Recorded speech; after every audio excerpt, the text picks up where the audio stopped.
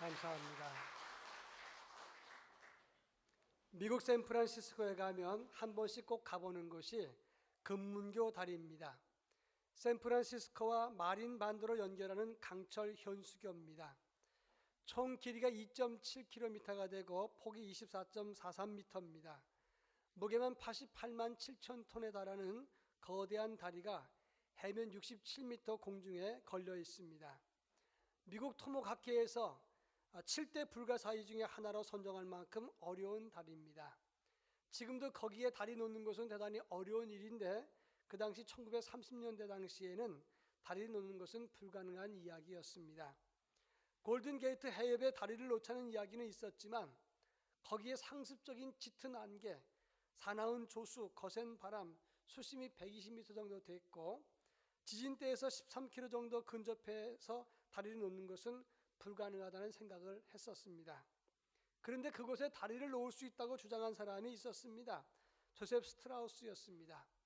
약 400여 개의 다리를 설계한 경험이 있었던 그는 사방에 그곳에 다리를 놓을 수 있다고 주장을 하고 설계도를 들고 다니면서 후원자를 찾아다녔습니다.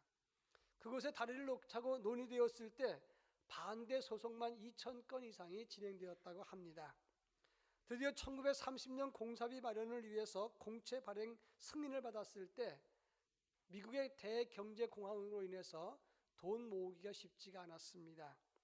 아주 어려움을 만났었는데 미국 은행 설립자 지아니니의 도움으로 공사를 시작해서 4년 만에 완공을 했습니다. 그런데 안타깝게도 설계자였던 스트라우스는 완공되기 몇 달 전에 심장마비로 죽음을 당하게 되었습니다. 그가 마지막 유언을 남길 때 이런 말을 했습니다. 공사가 아직 끝나지 않았다. 아주 유명한 말입니다. 비전을 가진 한 사람이 위대한 명물 건축을 남겼다고 하는 것입니다. 금년 한 해 우리 모두가 비전과 큰 꿈을 가져서 가정적으로, 교회적으로 위대한 역사를 쓸 수 있기를 주의 이름으로 축원합니다. 우리는 지난 1년 동안 복음의 재발견, 바르게 세워지는 그리스도인이란 주제를 가지고 1년 동안 설교도 하고 믿음 생활을 했습니다. 성경을 읽을 때 복음의 재발견이라고 하는 것은 설교하는 저에게는 굉장히 큰 도움과 도전을 주었습니다. 매사에 무슨 일이 생길 때마다 말씀을 연구할 때마다 복음은 그 안에 다 숨겨져 있었습니다. 복음을 재발견한다는 것은 우리 믿음에 굉장히 큰 유익을 주는 사건이었습니다. 그런데 중요한 것은 복음을 재발견한 다음에 그 다음에는 어떤 길로 가야 되느냐 하는 것이 제게는 깊은 질문이었습니다. 그래서 기도하고 생각한 끝에 2017년 표어를 그 다음에는 복음의 확신, 한 뜻으로 협력하는 그리스도인으로 복음을 실천하자, 그런 의미로 이 표어를 정하게 되었습니다. 주제 성구는 빌립보서 1장 27절입니다. 근데 1장 27절에 보면 오직 너희는 그리스도의 복음에 합당하게 생활하라 이렇게 기록되어 있습니다. 합당하게 생활한다는 말은 폴리투 에스테라고 하는 헬라어 단어를 썼는데 이 말은 시민답게 살아라 그런 뜻입니다. 그 당시 로마 시민들은 어디에 가든지 그 스스로가 로마 시민인 것을 자랑하고 그리고 로마 시민답게 살려고 노력을 했습니다. 특히 빌립보라고 하는 도시는 로마의 휴양지입니다. 이 로마 사람들이 빌립보에 와서 스스로 라틴어를 쓰면서 로마 시민의 품격과 신분과 자세를 유지하는 것을 보고 바울은 감동을 받았습니다. 그러면서 바울은 말하기를 이 로마 사람들 세상의 나라도 그 시민권을 가지면 시민권답게 사는데 하나님의 백성된 우리는 복음을 가슴에 품고 천국 시민다운 삶을 살아야 되지 않겠느냐. 그래서 그리스도의 복음에 합당하게 생활하라 이렇게 강조하게 된 것입니다. 빌립보 교회를 위해서 기도했던 바울은 복음의 비밀을 설명하고 복음으로 그들을 위로하고 격려한 다음에 그 다음에 이제는 너희는 복음을 품은 자답게 복음에 합당한 삶을 살라 이렇게 권고했습니다. 저는 이 본문 말씀을 보면서 천국 시민된 우리들은 과연 어떠한 삶이 복음에 합당한 삶일까 생각했습니다. 여러분, 성도가 성도다울 때는 어떤 때입니까? 하나님 앞에 기도하는 때요. 또 한 가지는 영혼 사랑의 마음 가지고 전도하는 것이라고 생각을 했습니다. 그래서 금년의 실천 사항으로 우리 교회가 정말 열심히 한번 기도해보자, 영원 사랑의 마음을 가지고 전도해보자, 이런 두 가지 실천 강령을 두고 있는 것입니다. 우리가 왜 기도해야 됩니까? 오늘 우리의 현실이 기도할 수밖에 없는 현실입니다. 국내적으로는 정치적으로 불안정합니다. 그리고 경제적으로 위기가 대단히 찾아오고 있습니다. 그리고 국가적으로 교회적으로도 이제 고령화 현상이 진행되고 있습니다. 나이 먹으면 일반적으로 탄성이 적어진다고 합니다. 젊은 사람들이 넘어지면 탄성이 있기 때문에 그냥 멍들고 끝나지만, 나이 든 사람은 탄성이 없기 때문에 넘어지면 뼈가 부러집니다. 교회도 이제 고령화가 진행됐다고 하는 것은 작은 위기의 요소도 그냥 흡수하지 못하고 부러지게 되는 극단적인 그런 일들이 생기기 때문에 교회는 기도해야 된다고 하는 것입니다. 왜 전도해야 됩니까? 예수님이 이 땅에 오신 목적이 무엇입니까? 생명을 살리기 위해서 오신 것입니다. 그런 의미에서 우리가 뜨거운 열정, 영원 사랑의 마음을 품고 전도하는 것이 당연한 것이다, 그런 말씀입니다. 지난번 조사해 보니까 2016년 한 해 동안 전도해서 우리 교회 등록한 사람이 모두 134명이었습니다. 그런데 전도한 사람은 36명에 불과했습니다. 36명이 134명을 데리고 온 것입니다. 그런데 얼마나 우리가 목표를 세우면 좋겠는가? 지난해보다 조금만 더 노력을 하면 금년에는 300명 전도 이룰 수 있지 않겠는가, 이런 생각을 하면서 목표를 정해봤습니다. 우리가 기도하고 전도하고 바른 믿음으로 세워지는 것, 이 일을 어떻게 이루고 갈 것인가? 오늘 27절 말씀을 다 같이 한번 읽어보겠습니다. 27절, 오직 너희는 그리스도의 복음에 합당하게 생활하라. 이는 내가 너희에게 가보나 떠나 있으나 너희가 한 마음으로 서서 한 뜻으로 복음의 신앙을 위하여 협력하는 것과. 오늘 본문에 보면 한 마음으로 한 뜻으로 이런 말씀이 기록되어 있는데, 이 말은 한 마음과 한 영으로 하나로 묶어져서 이런 뜻입니다. 그리고 서서 협력한다, 이런 말씀이 나오는데, 이 두 단어가 다 군사 용어들입니다. 이 서서라고 하는 말은 군대 용어인데, 자리를 굳건히 지킨다, 어떤 환경 속에서도 그 자리를 지킨다, 이런 의미가 담겨 있다고 하는 것입니다. 서기 79년 8월 24일 날 1281m의 베수비오 산이 화산이 폭발했습니다. 여러분도 알다시피 그 화산이 폭발했을 때 그 근처에 있었던 폼페이라고 하는 도시는 화산재 때문에 8m가 덮여버렸어요. 그리고 거기서 근처에 있었던 헤르쿨레눔이라고 하는 도시는 이 화산재가 떨어져서 20m가 화산재로 덮어버리고 말았습니다. 그 화산재가 30km 밖에까지 가서 도시를 덮었다고 합니다. 발굴팀들이 그 폼페이 도시를 발굴했을 때 도시, 극장, 목욕탕, 술집, 빵집, 이런 집들을 다 발굴했는데, 발굴팀장이 가서 봤을 때는 도대체 거기에 2만 명이나 살았다고 하는데 사람의 흔적은 하나도 없는 거예요. 이게 어떻게 된 걸까? 고민하고 연구를 했는데, 화산 덩어리가 있고 중간중간에 구멍이 뻥뻥 뚫린 게 있었더라는 거예요.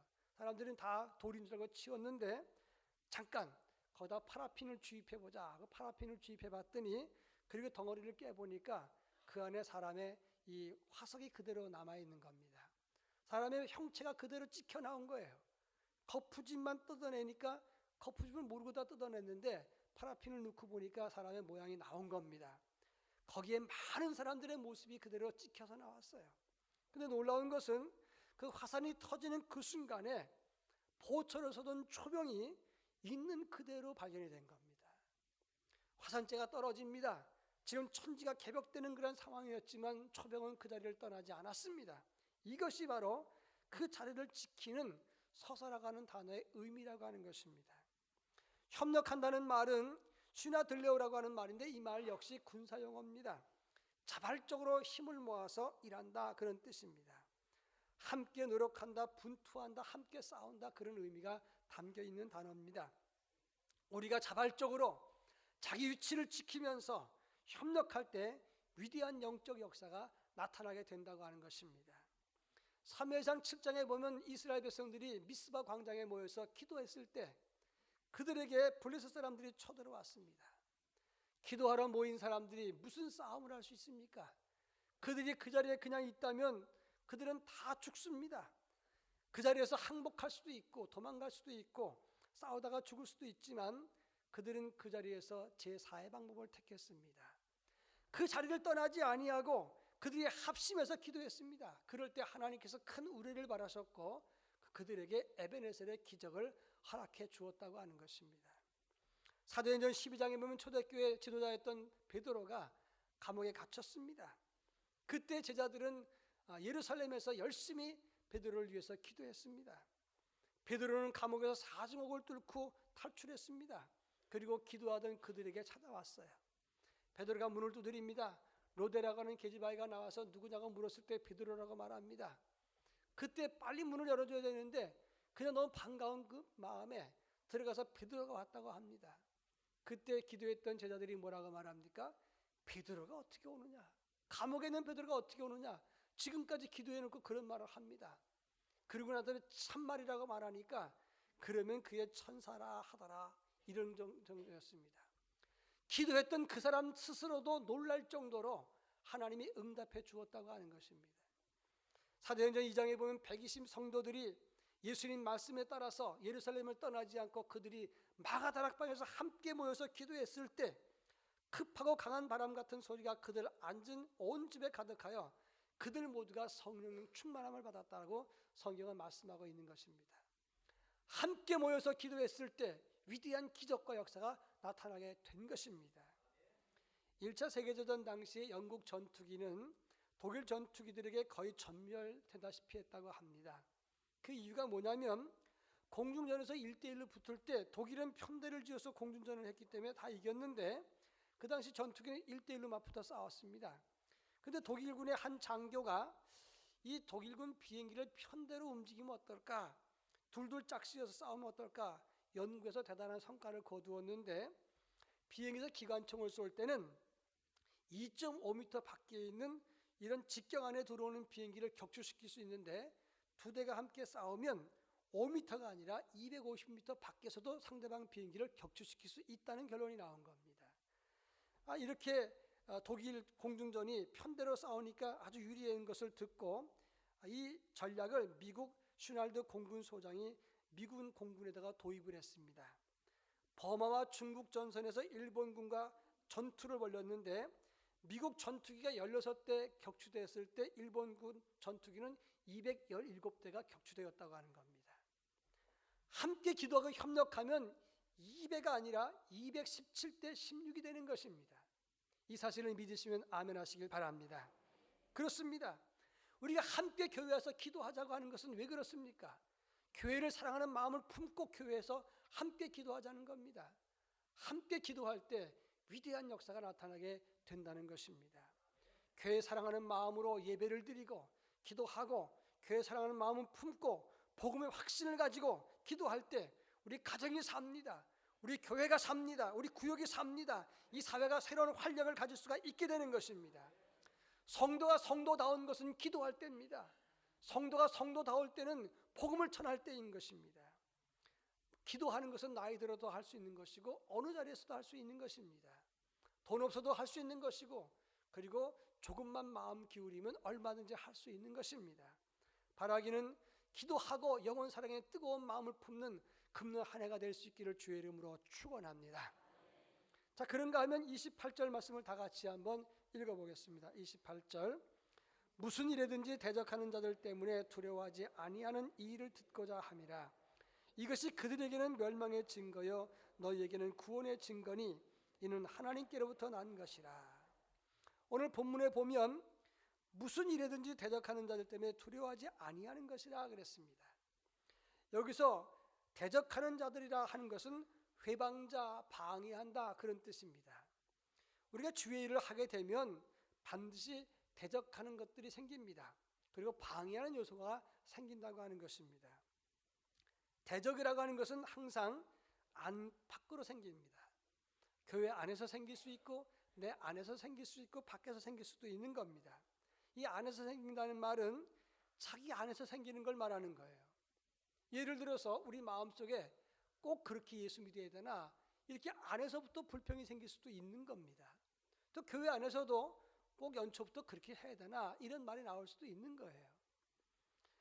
민수기 13장 14장에 보면 이스라엘 백성들에게 하나님께서 가나안 땅을 보여주시기 위해서 각 지파 한 사람씩 대표를 뽑아서 12명을 정탐꾼으로 보내서 40일 동안 가나안 땅을 탐지하게 했습니다. 이것은 어떤 의미냐면 아파트에 입주하기 전에 아파트 사전 입주 점검이라 그렇게 보면 되는 겁니다. 하나님이 가나안 땅을 줬어요. 이 땅은 너희 땅이다. 너희들이 가서 봐라. 12명이 갔습니다. 그런데 그 땅에 가서 보고는 그 땅은 젖과 꿀이 흐르는 땅입니다 라고 고백해놓고도 한다는 말이 우리는 그 땅에 들어갈 수 없습니다. 그 땅에 사람들은 기골이 장대한 네피림 후손과 같고 우리는 메뚜기와 같습니다. 우리는 적어도 죽어도 못 갑니다. 울고불고 난리를 치니까 그 소리를 들었던 이스라엘 사람들이 함께 울면서 원망과 불평을 하다가 결국 40년 동안 가나안 땅에 들어가지 못하는 일이 생겼습니다. 이것이 바로 안에서 생기는 불평이요 원망과 반대를 말하는 겁니다. 그런가 하면 밖에서 생기는 반대도 있습니다. 외부적인 요소를 말하는 것인데 갑자기 이사를 했거나 아니면 직장 생활을 하면 교회가 멀어서 교회 와서 기도하기가 어려워져요. 또 교회에서 기도를 하려고 하면 아이들이 학교에서 오기도 하고 남편이 또 찾아오기도 하고 또 반대하기도 하고 여러 가지 방해하는 요소들이 생길 수 있습니다. 그렇습니다. 우리가 주일을 하게 되면 교회 안팎에서 대적하는 요소들이 생깁니다. 그러나 성경은 분명히 말하기를 그런 것으로 인해서 두려워하지 말라고 했어요. 이 말이 무슨 말이냐? 환경 때문에 못하는 것이 아니라 마음에 결단하면 못할 길이 없다는 것을 말하는 것입니다. 여러분, 분명히 성경은 말씀하고 있습니다. 이런 대적자들 때문에, 이런 방해 요소 때문에 두려워하지 말라고 성경은 말씀하고 있는 것입니다. 어떤 마을에 두 친구가 살았는데 한 사람은 아주 알아주는 부자입니다. 또 한 사람은 아주 가난하게 살았습니다. 그런데 이 두 사람이 어릴 때부터 친구였기 때문에 우정만큼은 변함이 없었고 이 두 사람이 공통 관심사가 저 먼 남쪽 바다 넘 나라에 여행을 갔다 오는 것이 꿈이었어요. 어느 날 가난한 친구가 부자에게 찾아와서 내가 며칠 후에 남쪽으로 여행 가는데 같이 가지 않겠는가? 이 부자가 말합니다. 아니 그 먼 곳에 가려면 배를 갖고 가야 되는데 배 한 척도 없이 어떻게 가겠는가? 내가 그동안 몇 년 동안 돈을 모았는데만 아직 배살돈은 다 모으지 못했네 얘기를 했습니다. 가난한 친구가 말하기를 아니 배는 무슨 배가 필요한가? 물병무가 그리고 밥그릇 하나면 되지. 그 가난한 친구는 그냥 여행을 떠났습니다. 1년 뒤에 이 가난한 친구가 여행을 다 끝나고 돌아왔습니다. 그리고 그가 본 여러 나라의 이야기를 부자 친구에게 해줬습니다. 이 부자는 대단히 부러워했습니다. 가난한 친구가 물었습니다. 여보게, 자네 배 만드는 돈은 다 됐는가? 아직 하 끝도 없다네. 아직 멀었다네. 그랬습니다. 그때 그 가난한 친구가 말하기를 그 돈 모아지지도 않고 그거 기다리다간 여행 가지 못하네 얘기를 했습니다. 아무것도 하지 않으면 아무 일도 생기지 않습니다. 아무것도 가지지 않았지만 시작하면 반드시 거기에 상응하는 하나님의 역사가 나타나게 된다는 사실을 여러분 믿으시기를 바랍니다. 사회 도전하는 것은 만만치 않을 것입니다. 그렇지만 생각하기에 따라서 얼마든지 가능할 수 있습니다. 직장이 있거나 집이 먼 사람인 경우에 교회 나올 때 기도하시면 됩니다. 여러분 할 수 있을 때 하면 되는 겁니다. 새벽 기도회, 수요 기도회, 심야 기도회 다 기도회란 말이 붙었지 않습니까? 그러면 거기도 점수를 1점씩 주는 거예요. 새벽 기도회, 수요 기도회 때 1시간씩 계산해 줍니다. 심야 기도회는 2시간 계산해 줍니다. 전도 활동하는 것은 그 전도한 것만큼 기도 시간으로 쳐줍니다. 그러면 얼마든지 시간을 낼 수가 있는 것이고 예배 시간 나왔다가 주일날 나왔다가 오후에 중보 기도 시간에 들어가서도 기도 시간 다 할 수 있는 겁니다. 두려워하지 마십시오. 하나님께서 방법을 주셨습니다. 우리에게 능력도 주시고 그리고 헤쳐나갈 방법과 해법도 하나님이 주신다는 것입니다. 문제는 도전하는 마음이 있으면 되는 것입니다. 프로야구 선수였던 허사이저가 자선집을 썼는데 Out of the Blue라고 하는 그런 책을 썼어요. 그 책에 보면 LA 다저스 팀에 있을 때 감독이 그를 불렀습니다. 소리를 지르면서 넌 자신에 대한 믿음이 없어. 마운드에서 공을 던질 때 잔뜩 겁먹고 공을 자신 있게 던지지 못한다고. 자네가 상대하는 타자들은 베이비 루스가 아니야. 그는 이미 죽은 지 오래됐어. 자네는 충분히 좋은 구질을 갖고 있고 그래서 우리 다저스 팀에서 스카우트한 거 아니야. 이제부터 자넨 마운드에 올라설 때 불독처럼 행세하라고. 불독처럼 상대방을 찌려보면서 타자들을 겁먹게 하란 말이야. 너희들은 절대 내 공을 칠 수 없어. 이렇게 외치라고. 소리 지르란 말이야. 이렇게 얘기했습니다. 화사에서는 이 라소다 감독의 그 얘기를 듣고는 용기를 가졌습니다. 그리고 구원 등판에 나가서 3이닝 동안에 1실점밖에 안 했습니다. 그 이후로 감독의 격려가 용기가 되어서 그는 계속 성적이 좋아지다가 1988년 월드 시리즈에서 최우수 선수상을 받았습니다. 은퇴한 이후에 다저스 야구 해설자로 일을 했는데 그때 그는 이런 말을 했습니다. 그때 이 라소다 감독의 조언은 마운드의 수훈이었다라고 말을 했어요. 투수면 투수답게 자신감을 가지라. 이 말처럼 우리가 하나님의 자녀라면, 하나님의 일꾼이라면 하나님께서 천군 천사를 보내시고 하나님의 영으로 우리 주님이 우리를 도우신다는 사실을 여러분 확신하시길 바랍니다. 하나님 앞에 믿음을 가지면 얼마든지 도전할 수가 있는 것입니다. 마지막 세 번째 29절 말씀을 다 같이 한번 읽어보겠습니다. 29절 말씀. 그리스도를 위하여 너희에게 은혜를 주신 것은 다만 그를 믿을 뿐 아니라 또한 그를 위하여 고난도 받게 하려 하심이라. 오늘 29절 말씀 보면 그리스도를 위해서 너희에게 은혜를 주신 것은 우리가 은혜 받은 것이 무슨 이유인가 설명하고 있습니다. 첫째는 그를 믿을 뿐 아니라 믿음 때문에 받은 거예요. 둘째로는 그를 위해서 고난도 받게 하려 함이라. 고난을 받기 위해서 우리가 은혜 받았다고 했습니다. 여기서 말하는 고난이라고 하는 것은 주님을 위해서 수고하고 희생하는 것을 말하는 것입니다. 30절에 보면 너희에게도 그와 같은 싸움이 있으니 너희가 내 안에서 본 바요 이제도 내 안에서 듣는 바니라. 이게 무슨 말이냐면 나도 그리스도를 위해서 고난의 흔적이 있었다. 그것을 너희가 나를 통해서 보지 않았느냐. 그리고 너희에게도 그 고난의 흔적이 있다 이 말이에요. 바울은 그의 삶 속에서 끊임없는 영적 싸움을 했고 그 영적 싸움을 위해서 고난과 수고했던 것이 그 삶 속에 다 배어져 나왔습니다.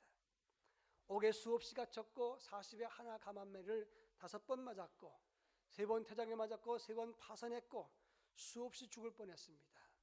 짐승과 광야와 동족과 배고프고 굶주리고 헐벗고 죽을 고생, 이 모든 것이 다 주님을 위한 수고로 그 몸에 새겨져 있었다는 거예요. 로마서 8장 18절에 보면 생각하건대 현재의 고난은 장차 우리에게 나타날 영광과 촉히 비교될 수 없도다 그랬습니다.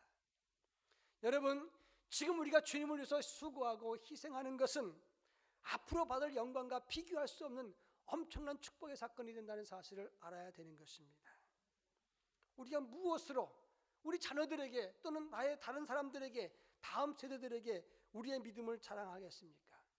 난 말이야 남이 다 닦아놓은 터전에서 그냥 편안하게 믿다가 별로 수고 안 하고도 잘 믿다가 천국 왔지 이렇게 말할 것입니까? 아니면 주님, 저는 그래도 주님을 위해서 이렇게 기도하다가 왔습니다. 적어도 주님을 위해서 이렇게 희생을 했습니다. 이런 기도 응답과 체험이 있었습니다. 이런 간증을 가지고 다음 세대에게 명예스럽게 말할 수 있는 그것이 참된 믿음이 아니겠느냐 하는 것입니다. 제가 전에도 한번 말씀을 드렸지만 지금부터 한 40여 년 전에 제가 군에 처음 들어갔을 때 첫 면회가 9명 왔어요. 제가 부대에서 일하고 있는데 남자 1명에 여자 8명이 왔다더라. 저는 그 소리 듣고는 어떤 놈인지 참 좋겠다 그랬어요. 너 왔다는 거예요. 저는 부모님도 안 계신 데다가 그렇게 많이 올 사람이 없습니다 그랬어요. 그때 빨리 나가보라는 겁니다. 나가봤더니 평균 나이가 65세였어요. 목사님을 제외하고 나머지 권사님들이 오셨는데 65세 이상 되신 할머니들이 오셔서 저한테 그런 말씀하셨습니다. 황 선생, 군대 가고 나니까 교회 학교 교사가 없어서 빨리 휴가 나와가지고 여름 성경학교 와서 해줘야 되겠어. 제가 그랬습니다. 아니 군대가 어렵네 장난도 아니고 그냥 갔다 왔다 갈 수 있는 데도 아닌데 어떻게 갑니까? 기도하면 돼 그랬어요. 저는 그때 권사님들이 권면대로 기도했어요. 근데 놀라운 기적이 나타났습니다. 사단사령부가 불이 났어요. 왜 갑자기 불이 납니까? 그래서 창고에 우리 사무실이 가게 됐는데 창고가 너무 좁다 보니까 제 자리가 없었어요. 야, 얘 어떡할까? 그냥 휴가 보내. 그래가지고 제가 휴가를 받아서 나온 겁니다. 휴가 받아서 나왔는데 와서 보니까 여름 성경학교 전날이었어요. 그리고 돌아가는 날이 성경학교 끝나는 날이었어요. 그래서 제가 성경학교 전날 갔는데 이제 교회에서 퍼레이드를 해야 되는데 북이 없다는 겁니다. 그 소리를 듣고 교사회에 참석했다가 군인 정신에 입각해서 제가 북을 구해오겠습니다. 나갔어요. 속으로 어디 가서 북을 구하지? 말은 했지만 어떻게 하면 좋지? 뚝섬에서 61번은 종로로 가고 62번은 을지로로 가는데 61번 버스가 왔어요. 제가 그 버스를 타고 기도했습니다. 하나님, 제가 종로 1가에서 내려가지고 6가까지 걸어가겠습니다. 그 안에 북을 주세요. 그리고 그냥 1가에서 내렸습니다. 그리고 걸어가는데 종로 2가에서 종로 소속센터를 지나가지고 가는데 신호가 딱 막혀갖고 할 수 없이 이쪽으로 좌측으로 가게 되다 보니까 거기가 어디냐면 탑골공원 쪽으로 갔는데 가다 보니까 낙원 악기상가가 있는 거예요. 저는 그때 악기상가가 있는지 몰랐어요. 2층에 올라갔더니 북이 잔뜩 있더라고요. 그래서 북 있는 사람한테 가서 북 달라 그랬습니다. 그랬더니 빌려주진 않는다는 거예요. 사라는 겁니다. 제가 그래서 돈도 없고 둘째로는 한 번 쓰고 말 건데 내가 왜 북을 사겠느냐. 북을 빌려줘라. 안 된다는 거예요. 나 믿고 빌려줘라. 내가 당신을 어떻게 믿고 빌려주냐는 거예요. 그래서 제가 다시 한번 권면했더니 그분이 북을 빌려줬어요. 돈도 안 받고 그냥 빌려줬어요. 그 북을 가지고 와서 성경학교 때 퍼레이드를 끝내고 그 다음날 점심 때 교사들 점심 먹을 때 저는 그 북을 들고 갖다 줬어요. 그리고 그 다음에 물었습니다. 근데 선생님, 어떻게 돈도 안 받고 그냥 북을 빌려주십니까? 처음엔 미친놈인 줄 알았다는 겁니다. 왜 미친놈이 저렇게 이상한 소리를 하나, 군복 입고 와서. 그런데 자네 눈을 보니까 안 빌려줄 수가 없었다 얘기를 한 거예요. 제가 그때 너무나 감사했어요. 이것이 저의 간증입니다. 자네 눈을 보니까 미친 사람 같았어. 그렇지만 안 빌려줄 수 없었어. 그 열정에 감동했다는 겁니다. 저는 아직도 그 사건을 자랑스럽게 생각합니다.